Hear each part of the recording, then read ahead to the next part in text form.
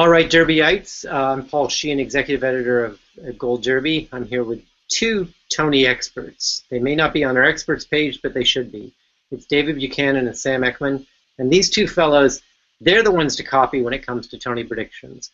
I did it before nominations and did quite well out of it, so I urge you to do the same for the winners. We talked in a different video about musicals, so we said the word Hamilton a lot. Now we're going to talk about plays. And Sam, we're going to start with Best Play. Is there the front runner for play that there is on the musical side with Hamilton? What do you think? I mean, I don't think it's quite as much of a, massive tidal wave slam dunk that Hamilton is. Nothing is, but I do think it has a front runner in the Humans. It's kind of juggles drama with comedy. It's gotten a lot of good press. And it's now won the Drama Desk and the Outer Critics and the League, I believe. And I think it's probably pretty much a lock for Best Play as well. And David, do you agree? Yeah, I agree. I think the only show that could potentially challenge it is Eclipsed, but I think that would be considered an upset of the night. I really think the Humans is far and away the front runner. And Sam, I remember when we talked before nominations came out, that you characterized the Humans as I think in those it's an intense sort of family drama, but didn't you, am I not right in remembering you saying that it was sort of one of the most terrifying, those last few minutes in the theater for you, the terrifying experience? Yeah, I don't know if I've ever been scared in a play before. I don't really know how to talk about that without ruining the play for everyone who hasn't seen it, because everyone should see it. It's excellent, but it ends on a note that you can interpret for yourself as an audience member, with a lot of really effective staging. So I'll say that much in the dark. So it's a play about a family. It's sort of so does it take unexpected, it keeps your attention? It takes unexpected turns without. Oh yeah. And then yeah, it's an excellent cast. It's a family who's all come together for Thanksgiving. A sort of rural Pennsylvania-based parents come to their daughter's apartment in New York. So there's a culture clash. There's a clash between different upbringings, sort of the new generation versus older generation and their ideals. And it's an excellent cast all the way through. It's his Broadway debut. Their Broadway debut. So, congrats to all. Yeah, and in fact, the playwright Stephen Karam was on the nominating committee and had to drop out when news came that his play was going to transfer to Broadway. But David, Eclipse, that was also off Broadway at the Public Theater, and that's got Lupita Nyong'o. It's a really interesting story and one that you wouldn't expect to really see on Broadway, right? I mean, and what I think is so interesting, I think we talked about this when the nominations came out, is if it was Oscars so white, it's Tony's so diverse, because Eclipsed is written by a woman, directed by a woman, it's an all-female cast. Do you think there's any potential for an upset just in terms of the current climate and the feel? Yeah, I agree with you. I think it's tremendously important play, and it's so wonderful that it's made it from an off-Broadway run to a commercial Broadway run to be seen by a wider audience. It's really important politically. It has a great message, and it draws attention to an issue that I think a lot of people don't know about. That being said, and I just saw it a few weeks ago, to me personally, it didn't have the emotional punch that the Humans did. That's just my personal opinion. I felt much more engaged in and emotionally connected to the Humans, and I also think, to the Humans' credit, the Humans also in a very different way feels of the times and a political commentary and economic commentary. I think that factor is in both plays in very different ways. So yeah, I could conceive of an Eclipsed upset, and it would be a deserving winner, for sure. I just think the Humans, if viewers are reacting like I did, and maybe they're not, but I just felt emotionally connected to the Humans more, so I would vote for it for that reason.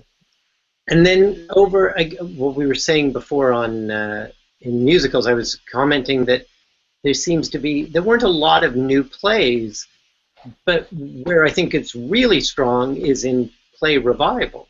I mean, that seems like a really competitive category. So, David, what's your sort of, right now, your pick? What do you think is Yeah.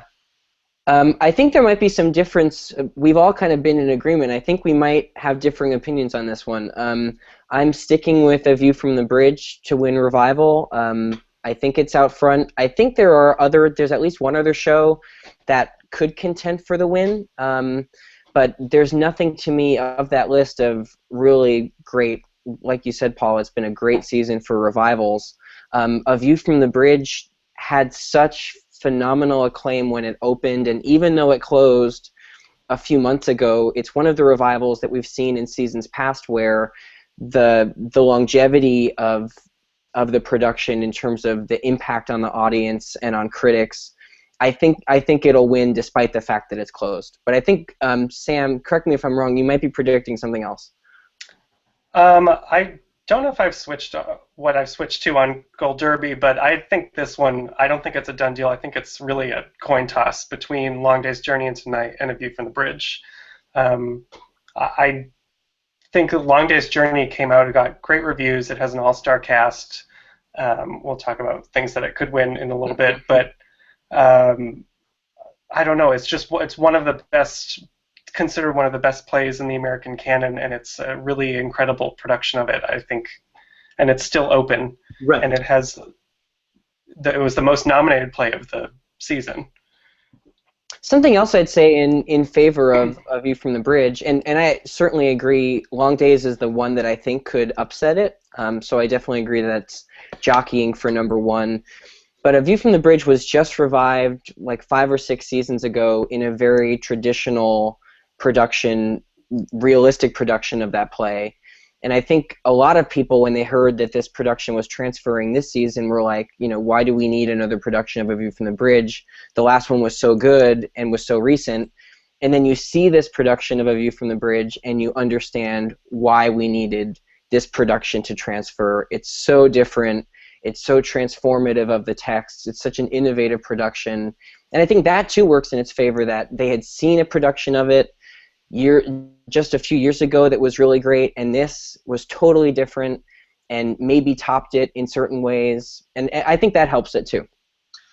And then just to jump down, because we're going to director. So do you feel like I'm not even going to try his name. The director of View from the Bridge. Is he the Ivo Van Hove? Ivo Van Hove.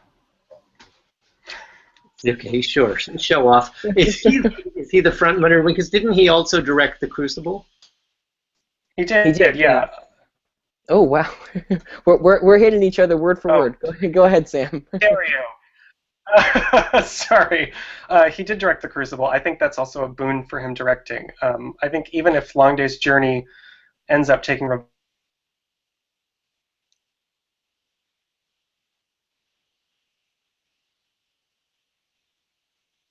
he does really well, but I think Ivo Van Hove has the narrative this season. He had 2 productions on Broadway, he had 2 off-Broadway. He's been kind of the most talked about director of the season, so even though his work is divisive, I would say, to a lot of people, I think he's going to get the win. And David, you agree? Yeah, I actually was talking to 2 of my friends about Tony Awards yesterday, and one of them said they're predicting Joe Mantello for directing The Humans, and I was like, wow, I'm surprised, because he could win, and that's going to win Best Play, as we just talked about, but nobody has had a season like Ivo Van Hove has had this season. He has dominated the narrative on the revival side. In terms of his productions, he had one in the fall, he had one in the spring. They both did well in terms of nominations, both nominated in revival. And I agree with Sam. He has the narrative, and I just can't see him losing in this category. I really can't. So then, in terms of the performances, so I'm smiling because I believe, and these guys know their stuff. I'm sitting here thinking about actress in a play, and David, I don't know if you predicted her at the time, but you flagged that Laurie Metcalf could get a nomination for Misery, and you were right. But that last slot I gave to Nicola Walker from View from the Bridge because I thought, well, she'll get swept along with that, and she didn't. Yeah. And otherwise, I would have had a perfect batting record. But you don't. I mean, Laurie Metcalf again is just you're going to get the dress, sit there, enjoy the party. Right? I mean, it's great recognition for her work. She deserves the nomination. I didn't predict her. I thought she could be a spoiler. But no, she's not going to win. I think the race is not really tight. I at first was trepidatious about saying, yeah, Jessica Lange has it locked. Now I'm saying that Jessica Lange is the clear front runner. I still think Michelle Williams could be in number 2. She is giving a really great performance in Blackbird that was pretty well received, and it's a two-hander with her and Jeff Daniels. But I think Jessica Lange is really the front runner in the category. What about you, Sam? Yeah, I don't really see anyone else being able to take that from Jessica Lange. It's just the type of performance where she, like, you know, at least once a scene she has one of those like moments, like Tony moment, that you could put in a reel that's so emotive and expressive, and it's because of the character she gets to play. It's an incredible character. You know, she's high, she's kind of in a dream state, she gets to yell and scream at her family, and I don't think anyone else quite has the arc that she has. You know, I think Lupita Nyong'o is a lot of people's second choice, her or Michelle Williams, but Eclipsed is so much more of an ensemble piece. I don't think that it offers her enough to compete with Jessica Lange here. Right. When I remember it with Eclipsed, I was surprised seeing it that she was featured, but for the fact that her name was above the title, right? She would have easily would have thought she was featured. With Jessica Lange playing Mary Tyrone in Long Day's Journey, you know, we're awards nuts here, and I think I'm not gonna say who wrote it because I'll probably get it wrong, but somebody wrote a very extensive piece on Jessica Lange. If she wins the Tony, she becomes the 22nd performer to win the Triple Crown, the Oscar, the Emmy, and now the Tony for acting. And you know, Vanessa Redgrave became a Triple Crown winner with Long Day's Journey on Broadway. I mean, she won. But it's interesting. It's taken a couple of appearances on Broadway for Jessica Lange to be taken seriously. You know, she wasn't nominated for Streetcar Named Desire. She wasn't nominated for Glass Menagerie. Why do you think that they? I mean, I saw both those. She was marvelous. What suddenly changed for her? Why is she suddenly the front runner to win a Tony when she couldn't even get a look in before? What do you think, David? I think it's two things. I think number one, as you're saying, the role that she's tackling here is one of the mammoth roles in the American theatrical canon. So that helps. Not that the other two aren't. They're also, I mean, she's tackled 3 behemoth roles, but this one is really one of the great roles for a female actress. And number two, she's just been having in the past handful of years a real career resurgence. American Horror Story winning Emmys, even this season really buzzed about for Horace and Pete. You know, she's having a really great time, a run of it in the last few years, and I think now the Tonys are saying, okay, well, now is the perfect time to acknowledge her for this role and for her body of work as well. So I think those two factors are the reason why she's going to finally take it. And Sam, will you be happy if she wins? Is this you'll be cheering her on, Jessica Lange? That's a good win in your book. Sorry, was that to me? I froze for a little bit, I think. It's okay. I'll be saying yes. You'll be cheering if she wins. Like oh yeah, I absolutely think she deserves it. I always say.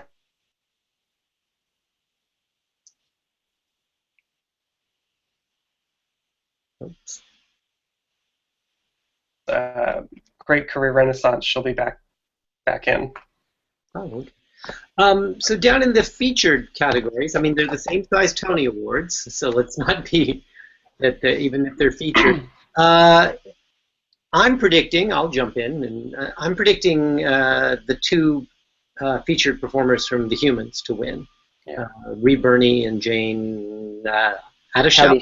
I knew I'd get it wrong. So that's why I shouldn't have started. David, am I wrong? I can't say the name, but am I right about the winner? Is that who's going to... Yeah, I think I think those are the solid predictions in both categories, and they're who I've been predicting since the beginning. But in both of them, and in featured actress more than featured actor, there's a little bit of doubt for me. So I'll just say in both what I'm thinking, and we can open it up. But for featured actor, Michael Shannon has been picking up some awards for his performance in Long Days. And I know at the drama desk he didn't not always contend against directly. Bernie though. Yeah, exactly. He didn't contend against Bernie at the drama desk, and Bernie's a theatrical veteran who I think they will reward, and he's kind of I know it's an ensemble, but he's the focal point really of the Humans, so I think he's most likely to win in the category.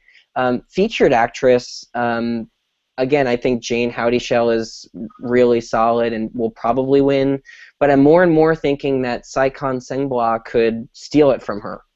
She's in Eclipsed, and again, it's a very ensemble show, but she, to me, was really the heart and soul of that ensemble. So I wouldn't be terribly surprised if she upset, but I think Jane is the front runner.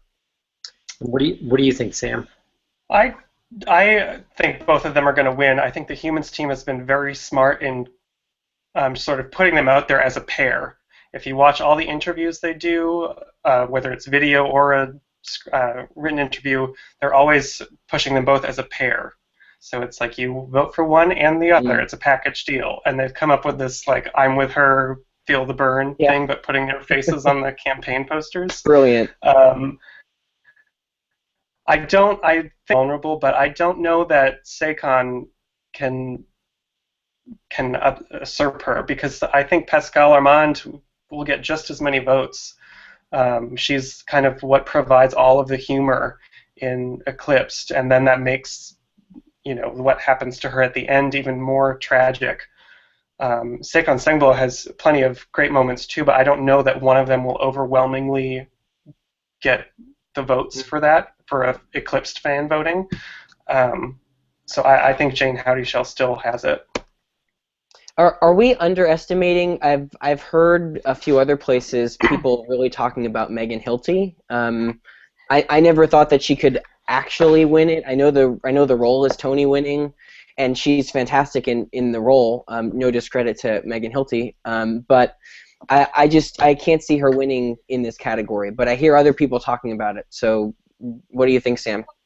I loved her so much in that role, and if she was still open, I think she probably could beat Jane Howdyshell for it. But that production was open at a really narrow window in the season, and it's because it was after Christmas and just before most out-of-town voters come in for the spring. And out-of-town voters make up a large block of Tony voters. There's a lot of them, so I just don't think she has enough people who actually saw the performance. The nominators all had to see everything, but for a win, I don't think she has the numbers. Oh, that's a great point. That's great. What an insight, Sam. Of course, that block of people, the out-of-town, the producers, people that don't live here, they come in at different times to showcases of things, and they just may not have been here in, as you said, that fallow period of January, February, March. Yeah. Now, I got to give a shout out though to Andrea Martin, who's also nominated from Noises Off. She's got a couple of featured actress Tonys on the musical side. So if she doesn't win, and we doubt that she will, she can go home and look at those 2 Tonys on the man. She's still great. Yeah. Well, that's so we've wrapped up. We've done musicals, Hamilton. Now we've done plays. It looks like. No, wait, we forgot one. Didn't we forget actor? Oh yeah, we can't. Yeah. See? Still Alice. You skipped right to featured, Paul. Yes. So you know what it was? When we were talking about Jessica Lange, I kept thinking about Philip Seymour Hoffman in Death of a Salesman, and that James Corden won. Who's going to be hosting this year? And I just looked at that clip, and James Corden couldn't believe that he won, and it was very interesting because then he did the thing that I really would urge anyone who wins not to do, which is to name the other nominees. and They say, get the names I can't wrong. believe I'm in a category with you, John Lithgow, and James Earl Jones, and Frank Langella, and Philip Seymour Hoffman, because the camera is then going to cut to those fellows who are going to be doing the best acting of their lives. But you know what's interesting is the camera did not cut to Philip Seymour Hoffman because he's not that good an actor. He wasn't that good an actor. He couldn't look anything but annoying. Damn. Oh, well. So that's why I kind of always think there could be surprises. You know, that was a surprise. So anyway, but having said that, who are we predicting is going to win that award this year?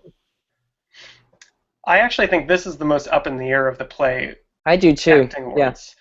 Right now I have Frank Langella for the father. I know a lot of people are also predicting him. I'm not confident about that because it's the only other nomination that the father got other than Best Play. And it just doesn't have a ton of buzz compared to the other nominees, but it is a whole vehicle for him. It's Frank Langella playing a man suffering of Alzheimer's, and it centers around him. The other person I could see taking it is Mark Strong from A View from the Bridge. I just feel like in that case it was almost, he got great reviews, but it's almost like the director was the star of the show, and having the show closed kind of gives me pause there. And he won the Olivier, which yeah. I mean that's. What about David? Is it? Yeah, I totally agree with you, Sam. And actually, I don't know who I'm predicting right now. I've had Mark Strong since the beginning, and it's been the kind of narrative where we've said this before in other videos, but I could totally see View from the Bridge doing what Virginia Woolf did a few years ago, where it won revival, director, and actor. It just did a clean sweep of those three. I could totally see that happening. However, I could totally see Frank Langella winning a fourth Tony. They absolutely love this guy. And yeah, to your point, Sam, the show is Frank Langella's performance. Like he's the reason you go see The Father. It's a total showcase for him.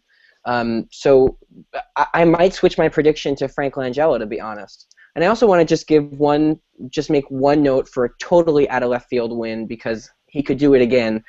I have seen nobody else campaign this Tony season more than Jeff Daniels for Blackbird. I have seen him give interviews about this show everywhere. Like, it's been a big passion project for him. Yeah. He's been passionate about this play for years and wanted to bring it back. So he's definitely making the rounds, and that could help him if it's a toss-up category that doesn't have a clear frontrunner. That could help him. The only reason I'm not predicting that, because he's amazing in the play, he's doing great work. Yeah. But it's just such like icky subject matter that I don't think he's going to be able to get a majority of people. Some people are going to go for it, and then there's a whole other half of people who will be like really turned off by that show, which is why I'm not predicting him. But it still could work in his favor because it's a wide open field. Yeah, and you know, he did it for the newsroom at the Emmys, and everybody's jaw was on the floor. He could totally do it here.